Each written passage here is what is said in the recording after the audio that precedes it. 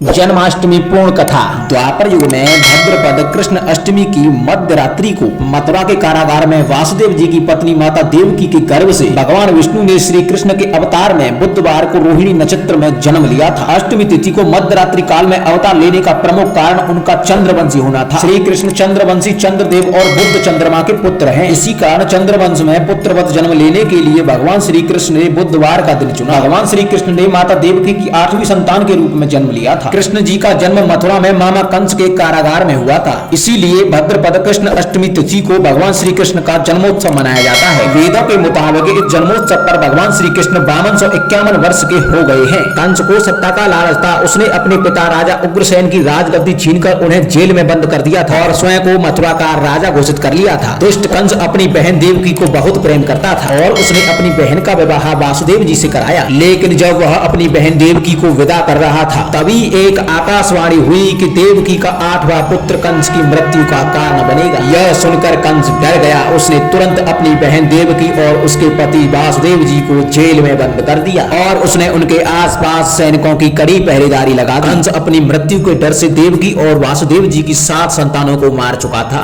भाद्रपद मास कृष्ण पक्ष की अष्टमी तिथि को रोहिणी नक्षत्र के दिन बुधवार की अंधेरी रात में भगवान श्री कृष्ण ने माता देवकी के गर्भ से 8वीं संतान के रूप में जन्म लिया था और श्री कृष्ण के जन्म लेते ही कारागार कोठरी प्रकाशमय हो गया। तब तक आकाशवाणी हुई कि भगवान विष्णु जी ने कृष्ण अवतार में माता देवकी की कोख से जन्म लिया है। उन्हें गोकुल में बाबा नंद के पास छोड़ा और उनके घर में एक कन्या जन्मी है, उसे मथुरा लाकर कंस को सौंप दें। भगवान विष्णु के आदेश से वासुदेव जी भगवान श्री कृष्ण को सूप में अपने सिर पर रखकर नंद जी के घर गोकुल धाम की ओर चल दिए और भगवान विष्णु की माया से सभी पहरेदार सो गए और कारागार के सभी दरवाजे खुल गए। आकाशवाणी सुनते ही वासुदेव जी के हाथों की हथकड़ी खुल गई। वासुदेव जी ने सूप में बाल गोपाल को रखकर सिर पर रख लिया और वासुदेव जी श्री कृष्ण को लेकर नंद जी के यहाँ सुकलमय पहुंच गए और वहां से उनकी नवजात कन्या को वापस लेकर आ गए। अब दुष्ट कंस को माता देवकी की 8वीं संतान के जन्म की सूचना मिली। वह तत्काल कारागार में आ गया और उस कन्या को छीनकर पृथ्वी पर पटकना चाहा। वह कन्या उसके हाथ से निकलकर आकाश में चली गई।